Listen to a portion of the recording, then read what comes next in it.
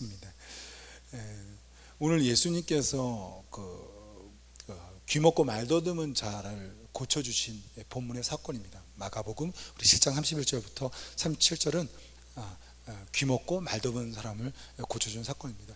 이 사건에 주목할 여러 가지를 먼저 말씀을 드리고 또 여기서 메시지를 담도록 하겠습니다. 먼저는 예수님께서 굉장히 많은 길을 이동하셨습니다. 오늘 본인 31절 보니까 뭐가 나오죠?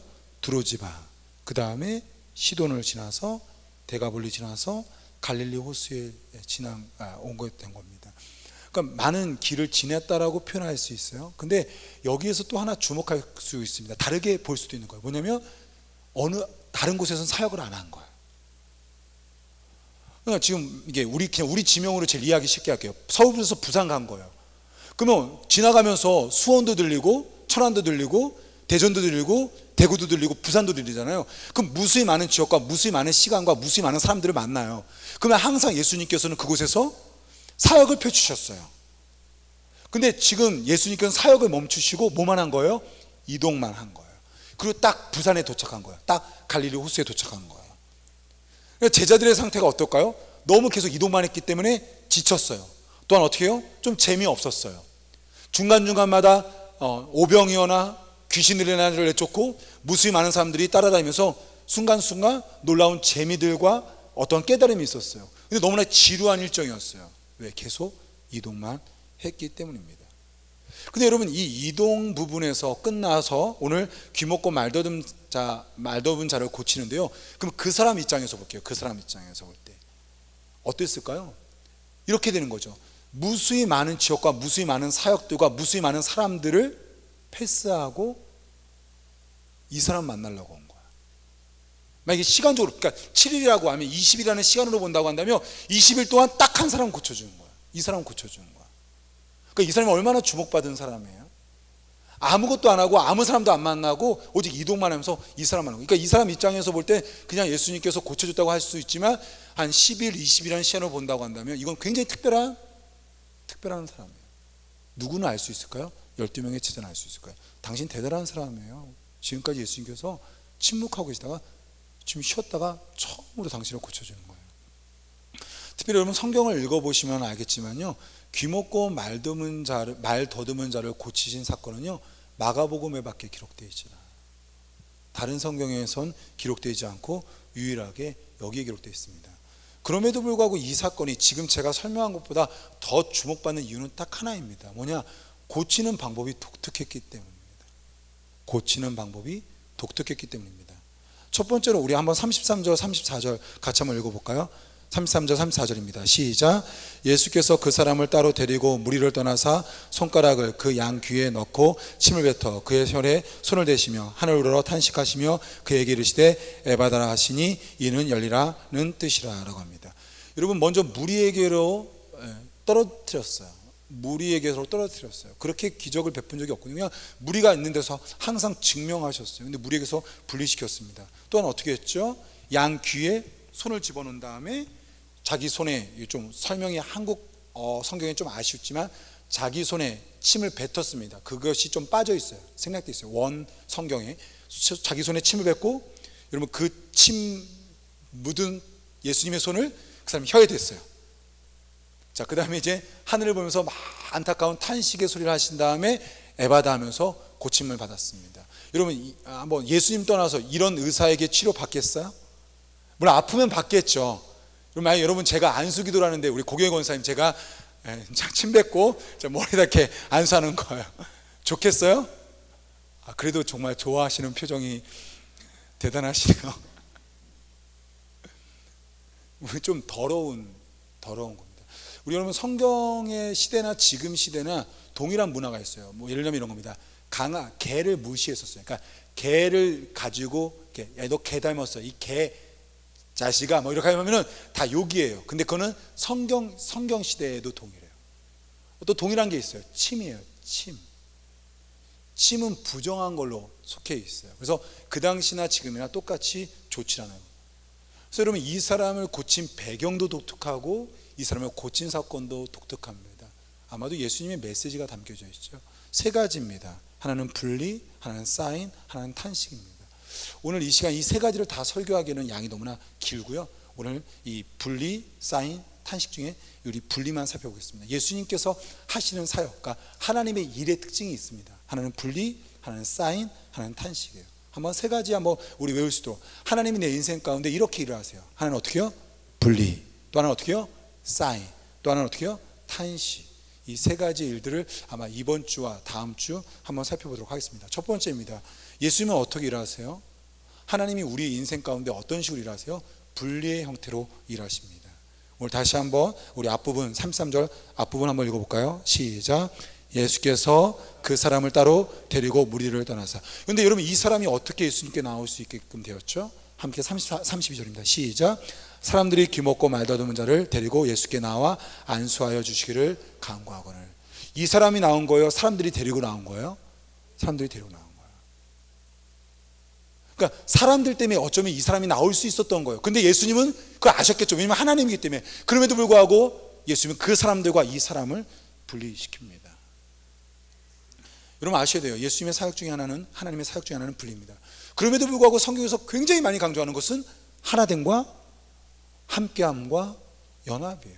그래서 하나님 존재 자체가 세 분이 한 분으로 존재하죠. 그것을 삼위일체라고 해요. 하나님 스스로도 홀로 존재하는 것보다 함께 존재하는 것을 귀하게 여겼기 때문에 세 분이 같이 존재합니다. 우리 아주 유명한 말씀이죠. 우리 기도할 때 여러 가지로 기도할 수 있지만 이렇게 기도하라고 하죠. 마태복음 18장 19절입니다. 너희 중에 두 사람이 땅에서 합심하여 무엇을 구하면 하늘에 계신 내 아버지께서 그들을 위하여 이루게 하시리라. 어떤 기도를 응답받고 싶으세요? 그럼 뭐라고 그래요? 여러 가지가 있지만 그 중에 하나가 뭐예요? 같이 기도하래요. 같이. 오늘 이제 가정에서 예배드리는 분들이 굉장히 많이 있을 것입니다. 제가 권해드리고 싶어요. 가정에서 예배를 드리게 된 게 만약에 하나님께서 주장하신 것 중에 하나라고 한다면 가정의 합심 기도를 어쩌면 하나님께서 원하시는 것 거예요. 권사님 혼자 기도하셨나요? 안수사님 혼자 기도하셨나요?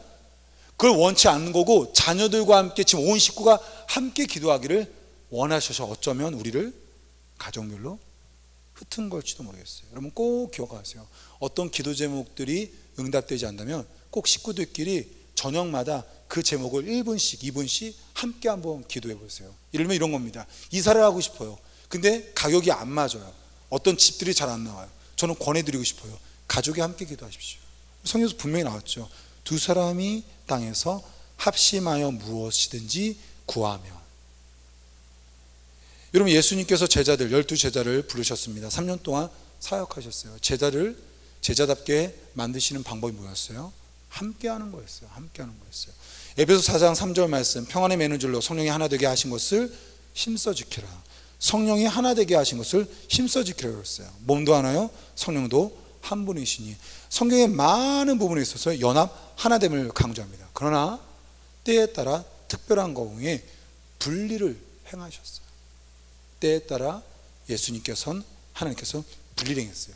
그래서 이렇게 표현하면, 이렇게 생각하시면 되거든요. 많은, 정말 대부분의 경우는 하나 되고 함께하는 것이 하나님의 일하십니다.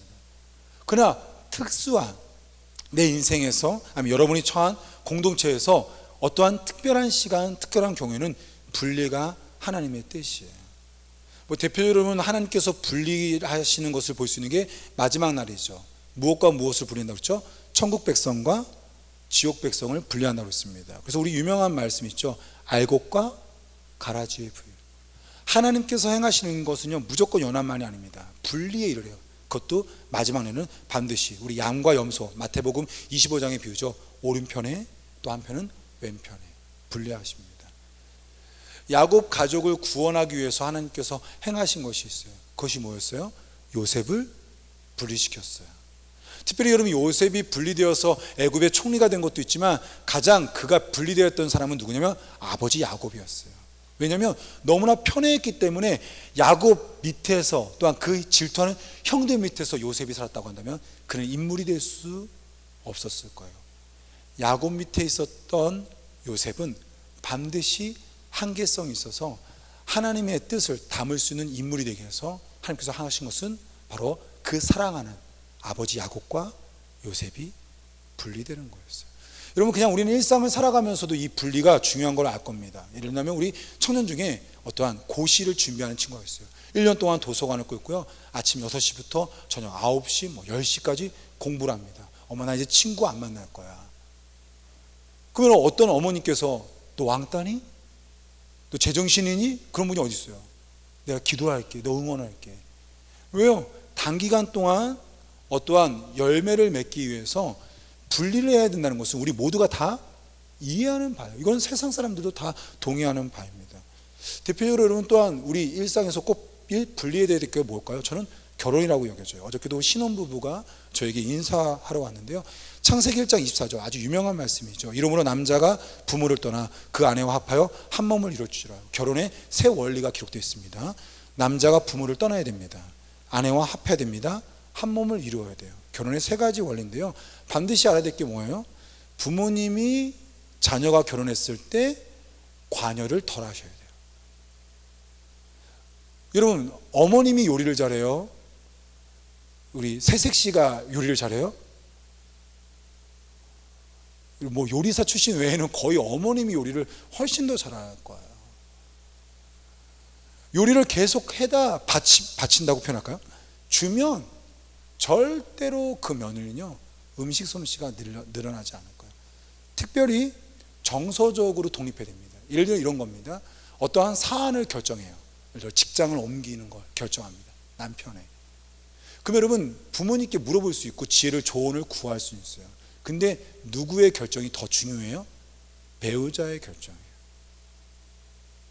결혼했는데 배우자의 결정보다 부모의 결정을 듣고, 야, 네가 그렇게 말했지만, 야, 우리 부모님이 너 직장 옮기지 마 라고 하면 어떻게 될까요? 그 가정은 반드시 더 많은 시행착오를 겪게끔 되어 있어요. 성경의 새 가정, 결혼의 원리는 남자가 부모를 떠나는 거예요. 바로 분리입니다. 여러분, 그래서 이렇게 하나님께서는 이 땅 가운데서 굉장히 많은 분리된 일들을 행하시고 계셨고, 사실상 우리 또한도 그런 특별한 시간, 특별한 경우에 분리를 이해하고 받아들이고 있어요. 그러면 하나님이 구체적으로 두 가지 분리를 행하시는데 오늘 그것을 적용해 보려고 합니다. 첫 번째입니다. 하나님은 세상과 성도를 분리하세요. 하나님은 세상과 성도를 분리하십니다.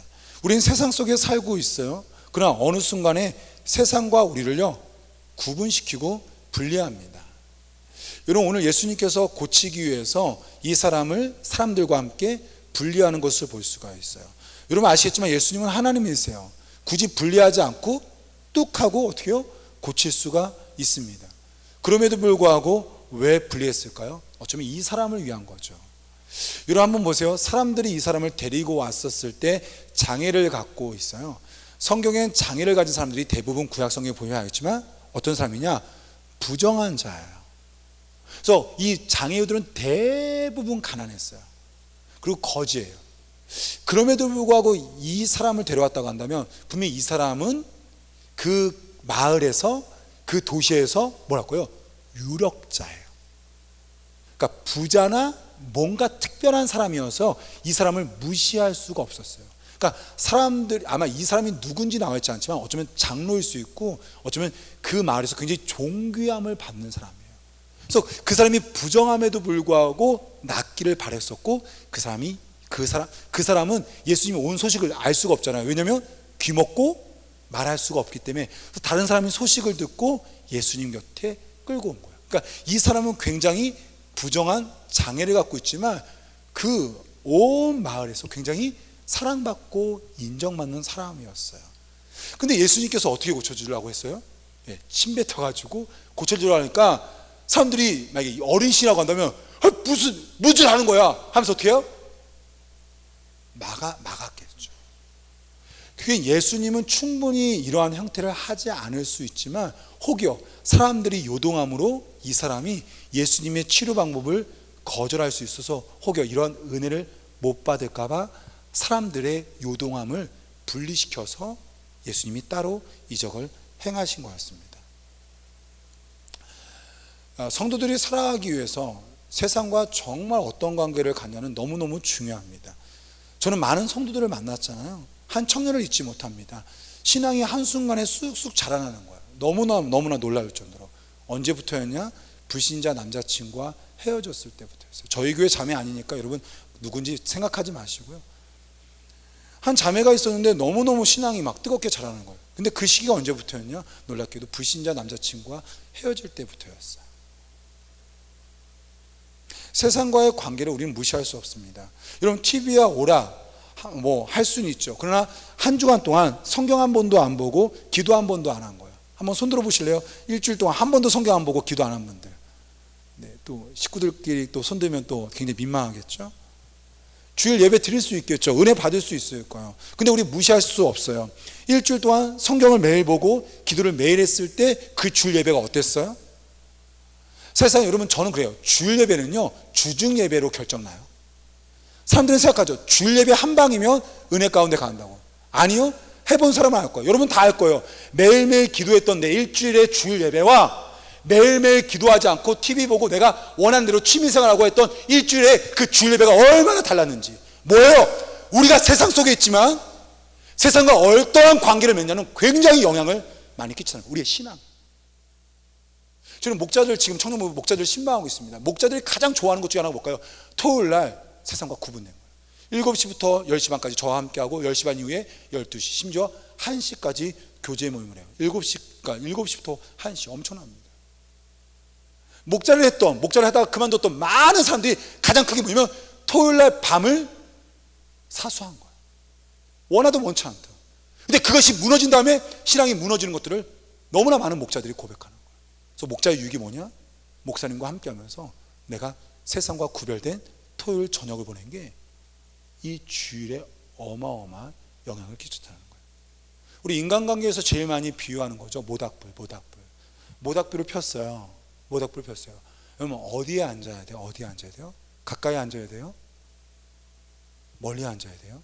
우리 인간관계에 대해서 많이 들었잖아요. 너무 가까이 앉으면 뜨거울 것이고 너무 멀리 앉으면 모닥불 피나 마나 소용이 없겠죠. 어디에 앉아야 돼요? 적당하게. 이게 인간관계 원리잖아요. 세상과 성도의 관계의 원리도 동일해요. 간단해요. 세상 안에 있어서 우리가 세상을 부정할 수는 없어요. 그러나 세상과 어떻게요? 적당한 거리에 있어야 돼요. 그러면 이러면 이제 궁금하죠. 그러면 세상과 내가 지금 적당한 거리인지 아닌지 어떻게 알아요? 김윤수 자매 오늘 드럼 치셨는데 세상과 내가 적당한 거리인 걸 어떻게 알 수가 있을까요? 요즘 어때요? 세상과 거리를 잘 이렇게 유지하고 있어요? 상태 좋아요? 그래서 상태 안 좋은 것 같아요. 네. 우리 다 알고 있는 내용이잖아요. 내가 세상 속에 살아가는데 내가 지금 너무 세상에 가까이 있는지 멀리 있는지 이거를 어떻게 점검할 수 있어요? 말씀이 들리냐. 우리 옆에 있는 우리 가족들한테 엄마한테 한번 따지면서 물어보세요. 엄마 요즘 말씀이 들려요? 우리 옆 사람한테 한번 해보겠습니다. 자, 당신은 말씀이 들리세요? 라고 한번 물어보세요. 자, 요즘 말씀이 들리세요? 네. 왜 안 하죠? 네. 우리가 건강한 신앙의 지표들이 있어요. 신앙의 건강한 지표들. 그 중에 하나가요. 내가 신앙 상태가 좋아? 100% 말씀이 들리고 있는 상태입니다. 내가 신앙 상태가 나빠? 100% 말씀이 들리지 않아. 말씀이 안 들리고 신앙이 좋다? 저는 그건 이단밖에 없을 것 같아요. 성경의 무시. 왜냐하면 요한복음 1장 말씀이 곧 누구라고 하죠? 예수님이라고 했어요. 말씀이 이 땅에 오셨다고 했어요. 예수님이 없는데 어떻게 신앙이 좋을 수 있어요? 신앙의 중심이 예수님이에요. 그래서 여러분 그냥 기억하시면 돼요. 내가 지금 말씀이 들린다 그러면 지금 신앙이요 그래도 건강한 상태인 거예요. 그럼 말씀이 안 들리고 신앙이 건강하다 그건 있을 수가 없는 일입니다. 근데 이 말씀이 들리는 것에 영향을 끼치는 게 뭐냐? 놀랍게 세상과 나와의 거리예요. 세상과 가까우면 가까울수록 절대로 말씀이요 안 들립니다. 여러분 음악을 들으면서 공부하는 게 이해돼요? 안 돼요? 자, 음악을 들으면서 공부 잘할 수 있을까요? 없을까요? 저는 청년들과 함께 공부를 많이 하잖아요. 하루는 그러더라고요. 늘 음악 틀면서 공부하는 친구인데 음악을 끄더라고요. 제가 알았어요. 그러니까 본인이 뭔가 집중하려고 하니까 그때 끄더라고요. 그럼 그전에는요 막 한 거였나요? 확실한 거인 거예요. 음악이 공부가 된다 안 된다 구분할 수 없지만 어느 순간에 음악과 상관없이 공부가 잘 될 수도 있어요. 그러나 어느 순간 어떻게 해요? 음악을 꺼야 되는 거죠. 여러분, 예수님께서 행하신 것은 사람과의 분리였습니다. 여러분, 이 사람들이 필요가 없나요? 그러질 않아요. 필요한 사람입니다. 왜냐하면 이 사람을 데려온 곳은 이 사람들이었기 때문입니다. 그럼에도 불구하고 이 사람들이 어느 순간 어떻게 해요? 방해가 될 수 있었던 거죠. 그래서 어떻게 해요? 분리한 겁니다. 우리 여러분, 씨 뿌리는 비유 있죠? 네 가지 땅에다 뿌렸습니다. 말씀은 살아있어요. 씨는 살아있어요. 생명력이 있어요. 강력합니다. 그래서 어떻게 나오죠? 30배, 60배, 100배의 열매를 맺는다라고 했어요. 말씀 그 자체는 놀라운 능력을 갖고 있습니다. 우리 사르밧 과부에 대해서 제가 말씀드렸죠. 엘리야가 사르밧 과부에게 갔습니다. 나에게 먹을 것을 달라고 합니다. 근데 그녀가 말하죠. 밀가루 한 움큼과 기름 조금밖에 없다는 겁니다. 둘 중에 하나 선택해야 돼요. 내가 먹든지 엘리야에게 주든지. 근데 어떤 일이 벌어지죠? 말씀에 순종하죠. 엘리야에게 먹입니다. 어떤 일이 벌어지죠? 가뭄이 끝날 때까지 밀가루가 끊이질 않는 거예요. 기름이 끊이질 않는 거예요. 나중에 엘리야가 그 집을 방문했는데 종들이 있고요. 엘리야가 거할 수 있는 처소가 됐어요. 부자가 됐어요. 가뭄, 아마 어려운 시대 때 밀가루가 많고 기름을 아마 팔아서 엄청난 부를 획득한 것 같아요. 무슨 말이에요? 말씀은 놀라워요. 30배, 60배, 100배의 열매를 맺을 수가 있어요. 그럼 여러분, 말씀은 살아있고 말씀에 능력이 있는데, 여러분, 씨 뿌리는 비유에서 중요한 게 뭐예요? 말씀이 문제가 아니라 돌이 문제인 거죠. 말씀이 문제가 아니라 가시나무가 문제인 거예요. 그러니까 말씀이 내 안에 30배, 60배, 100배의 열매를 맺으려면 말씀을 듣는 것만큼 속해야 될 게 뭐예요? 말씀을 방해하는 것을 제거하셔야 합니다. 여러분, 가정 예배를 드립니다. 핸드폰 끄셔야 돼요. 물론 핸드폰으로 보시는 분들은 끌 수는 없겠죠. 하여튼 뭐 방법을 잘 하세요. 전화 온다고 핸드폰 받으면요, 그 예배 시간 아니죠. 카톡 절대로 주고받으면 안 되고요. 옆 사람이 자꾸 말 시키면 어떻게 해요? 사탄아 물러가라 그래야 돼요. 시간 정하셔야 되고요. 옷도 똑바로 입으셔야 됩니다. 어디서 잠옷 입고 바람 입고 예배를 드려요? 100% 다 따라하세요. 그러니까 막 스킵들을 잘하더라고요. 이렇게 막 앞으로 눌러가지고 처음 클릭했으면 끝내야죠. 여러분, 예배 시간 와가지고 오늘 이 부분은 마음에 안 든다고 그냥 이어폰 끼고 있을 거예요? 주일 예배처럼 첫 플레이했으면 끝까지 건들지 마시고 들으세요. 아무것도 하지 마시고. 또 막 머리 쓰죠. 미리 밥 빨리 먹으려고 막 밥 안 치고 막 국 끓이고 막 그래봤자 30분 차이에요. 제발 온전히 들으세요. 그리고 저는 말씀도 기록하라고 싶어요. 저희는 지금 3월, 4월 예배를 중단한 경험이 있었어요. 그 경험 이후에 저는 무수히 많은 성도들과 청년들을 신방했어요.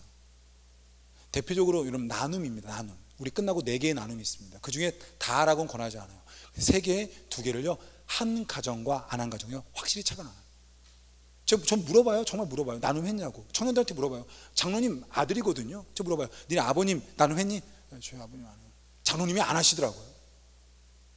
또 상상을 하지 마세요. 18분의 장로님 중에 누군지 또 물어보지 마시고. 어차피 뭐 청년부의 장로님은 몇 분 안 계시니까. 안 하더라고요. 안 하더라고요.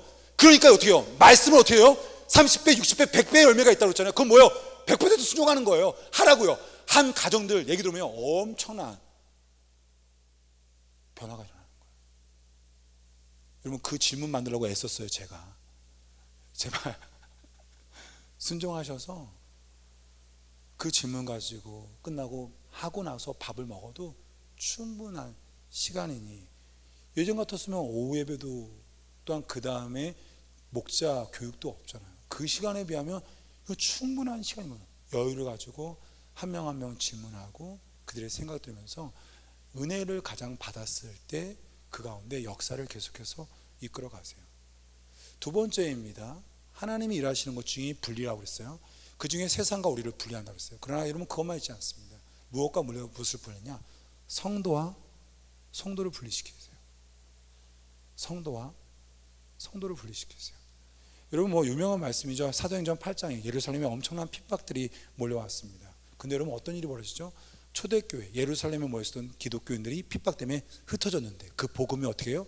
아시아로, 마게도냐로 심지어 로마까지 펼쳐지기 시작했어요. 하나님이 행하신 게 뭐예요? 예루살렘에 모여있는 성도와 성도를 분리시킨 거였어요. 제가 일전에 읽었던 칼럼을 아직도 잊지 못합니다. 한국교회 성장의 요인 중에 하나를 말하는데 그 중에 하나가 뭐냐면 교단의 분열이라는 거예요. 우리는 장로교, 침례교, 성결, 감리 여러 교회 교단이 이렇게 있습니다. 장로교 안에도 그냥 유언비어처럼 이렇게 루머처럼 있는 게 뭐냐면 100개의 교파가 있대요. 저도 믿어지지가 않아요. 정말 그렇게 많은지. 근데 이 교단이 분열된 아픔이 있었는데 동시에 이 교단이 분열되면서 축복하는 가운데 있는 게 뭐냐면 그런 거죠. 한국교회가 부흥했다는 거예요. 교단이 분열되면서 100% 동의하지는 않지만 어떤 면에서 그것을 부인할 수가 없어요. 목사님과 목사님들이 서로 헤어지니까 이쪽에서도 총회장, 이쪽에서도 총회 나오니까 총회장 되니까 옆 교단 거보다 더 잘하려고 어떻게요? 더 열심히 하다 보니까 교회가 부흥했다라는 거예요. 제가 아마 일전에도 소개하셨을 거예요. 제가 알고 있는 목사님은 아닌데 한국교회 아주 독특한 아마 분립개척의 초시라고 할 수 있을 것입니다. 잠실중앙교회 원로 목사님이시죠. 지금은 이제 용인 향산교회 원로 목사님이죠. 정확하게 말하면 정주채 목사님이십니다. 잠실중앙교회 고신 측에서 서울에서 가장 주목받는 교회 중에 이분이 위임을 받았습니다. 1000명 정도 됐을 때 이분이 위임의 약속 중에 하나가 이거였습니다. 우리 교회가 2000명이 되면 반드시 분립개척하자라는 거였어요. 근데 정말로 2000명이 됐어요. 2000년에 정말로 2000명이 된 거예요. 장로님들을 만나서 말합니다. 내가 약속하지 않았냐, 분립개척해야 된다 하면서 분립개척을 장로님들이 승인하고 준비를 합니다. 그래서 그 당시에 지금은 아니지만 용인에 있는 공장 하나를 사고 그 공장을 리모델링해서 정말 싼 값에 싸게 개척하는데 이 개척에서 굉장히 놀라운 게 뭐냐면 이 분립개척한 교회를 누가 가느냐? 잠실중앙교회 담임 목사님이신 정주채 목사님이 직접 가고 잠실중앙교회는 또 다른 위임을 청구해서 제가 알기로는 그 교회 부목사님 출신이 그 교회 담임 목사님이 된 걸로 알고 있어요. 어떤 일이 벌어졌을까요? 제가 알기로는 지금 잠실중앙교회는 여전히 2000명이 안 되는 걸로 알고 있고요. 용인 항상교회는 지금 제가 작년부만 3,500명 출석하는 걸로 알고 있어요. 역시 여러분들은 굉장히 대단한 믿음을 가지고 계셔가지고 그럼 한번 물어보겠습니다. 만약에 제가 당회에 우리 교회 500명 되면 우리 교회 분립개척하자라고 하면 성도님들 찬성하시겠어요?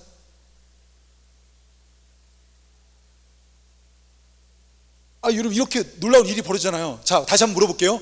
용인에 항상 교회가 있다니까요. 자, 우리 교회 500명 되면 우리 교회 분립개척합시다. 자, 찬성하시겠어요? 아멘입니까? 또 제가 가는 거죠. 제가 이렇게 막 어떻게 생각하세요? 아무도 쉽게 대답하지 못할 거예요. 왜냐? 실제로 그러한 형태의 개척들이 더 많이 실패했기 때문에 그래요. 인천에 수 없는 교회가 이런 분립개척을 했다가도 굉장히 많이 실패했기 때문에 아마 여러분들 충분히 저는 공감해요. 네, 우리 교회도 500명 되면 분립개척하고 성도 중에 자원하는 사람을 보냅시다 할 수 없을 거예요. 그래서 여러분 분리해서 중요한 건 바로 이런 겁니다. 오늘 제목이죠. 무너지느냐 세워지느냐. 코로나는 분명히 우리에게 아픔이에요. 그럼에도 불구하고 확실한 건 분리의 관점으로 이 코로나를 볼 수밖에 없어요. 각 교회에 있는 성도들이 이 주일 모든 신앙의 영역이 개별적으로 분리된 거예요. 그러면 이게 무조건 나쁘냐? 저는 그렇게 보질 않아요. 분명히 가정에서 세워짐이 있는 가정은 이 코로나의 분리 형태가 가정의 놀라운 신앙 영역을요 불태울 수가 있는 거예요. 그러나 각 가정마다 분명히 각 성도마다 무너지는 성도도 있을 거예요. 왜냐? 세워지지를 않았기 때문입니다. 결국엔 우리의 살은 뭐예요? 자립할 수 있는 힘이 각 성도와 그 가정마다 있느냐 없느냐예요. 자립할 수 있는 힘만 있다면 용인 향상교회처럼 엄청나게 하나님께서 쓰실 거예요. 성도 한 사람 한 사람이 각 가정마다 분명히 교회적 역할, 예를 들면 예배, 교제, 교육, 봉사, 전도를 각 가정에서 교회적 역할을 감당하기 시작한다고 한다면 분명히 이 형태는요 놀라운 하나님 나라의 확장이에요. 그러나 각 가정으로 흩어진 이 코로나가 우리가 분리되었지만 무너져 형태로 있다고 한다면 이거는 우리 가운데 큰 재앙과 같아요. 교육자들이 목회를, 이 기도회를 인도합니다. 그 기도회에서 이제 우리는 스스로 기도하는 습관을 들여야죠. 특별히 음악이 없이 홀로 기도하는 습관을 들여야 돼요. 아니면 이 성전에 와서 혼자 기도하는 시간을 지키시고 사수하셔야 돼요. 찬양팀이 높은 수준의 악기와 함께 찬양을 인도하는 것에서 벗어나서 혼자 찬양을 좋아하고 혼자 찬양을 부르는 그 형태로 자신의 찬양의 신앙생활을 바꾸셔야 돼요. 말씀을 주일에만 이렇게 모였을 때 듣는 형태에서 혼자 성경을 읽고 혼자 설교를 듣고 또한 그 들은 설교를 혼자 스스로 질문을 만들면서 적용하는 말씀을 스스로 만들어내는 그 작업이 필요할 거예요. 자립입니다. 자립.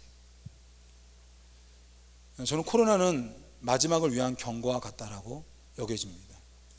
성도들을 만나면, 우리 청년들을 만나면 이런 얘기를 합니다. 코로나 끝나면 나올게요 목사님.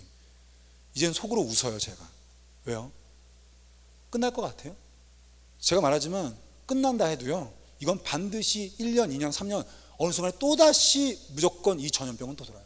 왜냐? 성경에서 분명히 말했거든요. 마지막 징조 7가지 중에 하나가 뭐죠? 전염병이에요. 전염병. 그러니까 이 땅의 전염병은 사라지지 않아요. 무조건 종말 시대의 특징은 전염병이에요. 여러분, 전쟁이 끝날 것 같아요? 절대 전쟁은 끝나지 않아요. 마지막 징조 중에 하나는 나라와 나라가 전쟁 중에 있는 게 마지막 징조. 절대로 전쟁은 끊이지 않아요. 전염병은 사라질 수가 없어요. 왜냐하면 마지막 때의 특징이 전염병이기 때문입니다. 그럼 무슨 말이에요? 코로나는요 예방주사예요. 코로나는 우리에게 경고하고 있는 거예요. 마지막 때 이렇게 될 거야. 무슨 말이에요? 교회에 모여서 함께 예배드리지 못하고 스스로의 신앙을 만들어가지 않으면 다 무너진다는 거예요. 그럼 여러분들, 어르신들 기억하셔야 됩니다. 자녀들 스스로 예배드릴 수 있을 것 같아요 지금? 자녀들이 스스로 하나님을 찾을 수 있을 것 같아요?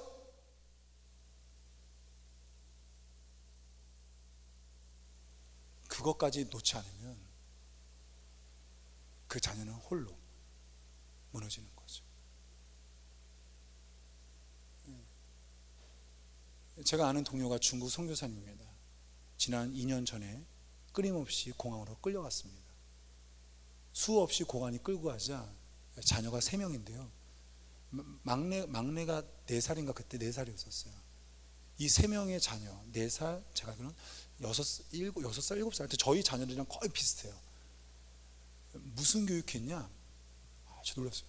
냉장고에서 한 달 정도는 먹을 것을 늘 쟁겨놓은 다음에 어떻게 해 먹을 걸 가르치는 거예요. 왜냐? 목사님과 사모님을 너무 공안에서 수시로 잡아가는 거예요. 그리고 이 목사님 사모님이 깨닫게 된 거예요. 이러다가 우리 애들만 남겨두고 죽겠다 해서 4살짜리 애한테 계란 후라이 만들고 밥 짓는 걸 가르치는 거예요. 여러분, 지금 제가 어떤 목회를 펼쳐야 될까요? 한 7개월, 8개월 깨달았어요. 홀로 설 수 있는 신앙이 되지 않으면요, 제가 깨달았어요. 350명, 500명, 600명, 1000명 되는 거요, 하루아침에 무너지는 건요, 이제 시군중 먹기더라고요. 왜? 나라가 그냥 딱 하고 전염병 되면 다 안 나오니까. 그래서 깨달았어요. 홀로 하나님을 믿는 신앙이 되지 않으면 이젠 끝이에요. 끝이에요. 코로나로 우리 마지막을 볼 수 있는 눈을 가질 수 있었으면 좋겠어요. 분리 형태입니다. 한번 여러분 물어봐요. 나는 만약에 교회가 없다고 한다면 10년 동안 신앙을 지킬 수 있을까? 아니면 자녀들한테 물어보세요. 너는 예배를 드리지 않고도 스스로 예배를 드릴 수 있냐? 홀로 찬양하고 홀로 기도하고 홀로 말씀을 읽으면서 은혜를 받을 수 있으냐? 홀로 설 수 있는 자립의 형태를 우리에게 가르치려고 분리하시는 겁니다. 다시 한번 이 마지막 시대를 걸어가고 있는, 또한 코로나로 우리 어려움 당하고 있지만 우리 지금 예방접종 맞은 거예요. 우리 이제 정신 차려야 돼요. 교회가 500명, 1000명 되는 건 아무 문제가 아니라 얼마나 스스로 자립할 수 있는 성도냐, 그래야 그 사람이 끝까지 믿을 수 있습니다. 분명히 그러한 교회는 코로나 제2, 제3이 터져도 자립 형태이기 때문에 도리어 코로나 때문에 교회가 문 닫고 예배를 못 드려도 신앙과 놀라운 역사는 분명히 그 가정마다 끊이지 않을 겁니다. 우리 생명교회 교회 성도에게 그러한 역사가 일어나기를 소망합니다. 함께 일어나서 찬양드리겠습니다.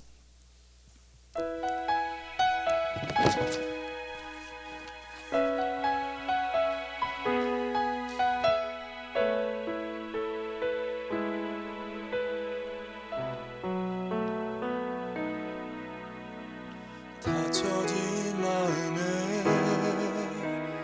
주님의 사랑은 빛이 되어 만져주시고 절망의 땅에도 주님의 사랑은 그의 나라 보게 하시네. 지나간 날보다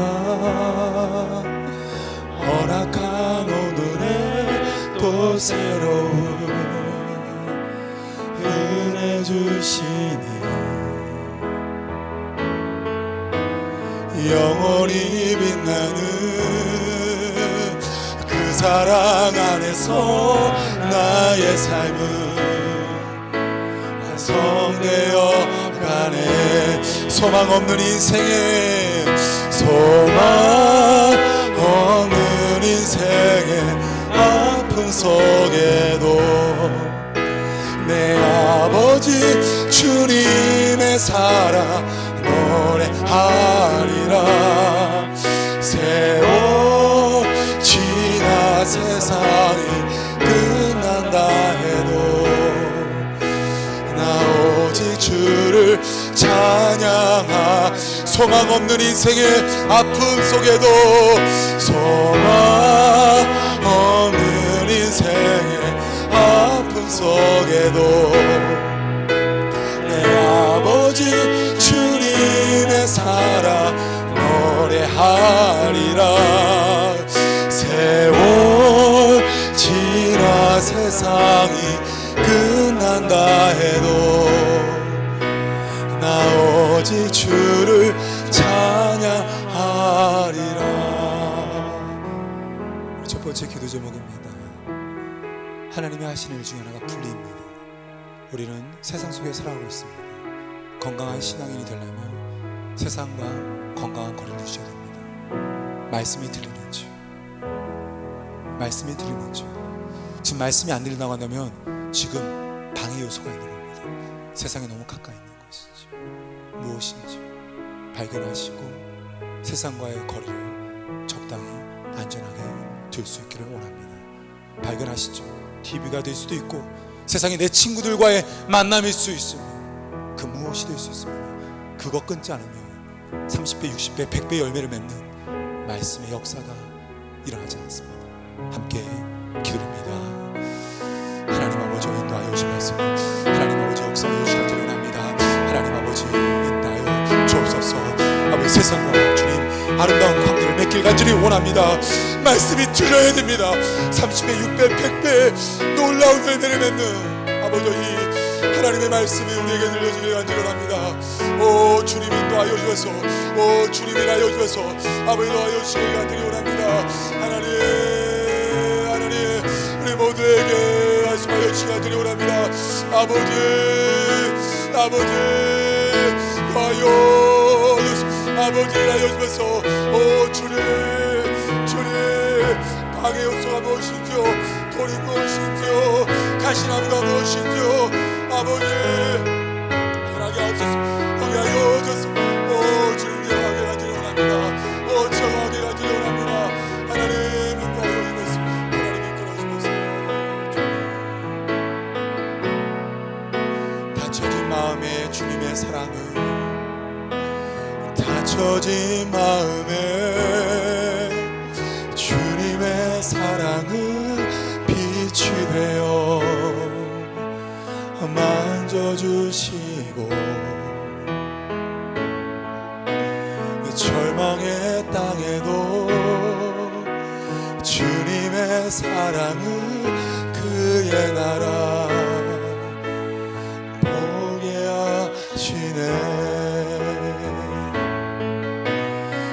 지나간 날보다 허락한 오늘에 또 새로운 은혜 주시니 영원히 빛나는 그 사랑 안에서 나의 삶은 완성되어 가네. 우리 오른손으로 함께 고백합니다. 소망 없는 인생의 아픔 속에도 내 아버지 주님의 사랑 노래하리라. 세월 지나 세상이 끝난다 해도 나 오직 주를 찬양하. 소망 없는 인생에 소망 없는 인생의 아픔 속에도 내 아버지 주님의 사랑 노래하리라. 세월 지나 세상이 끝난다 해도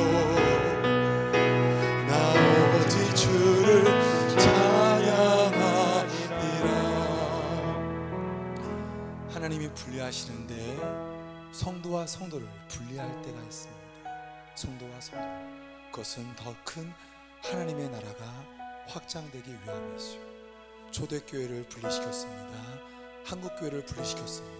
지금 코로나로 생명길 교회를 분리시켰습니다. 이제 각 가정마다 과제입니다. 세워지느냐 무너지느냐.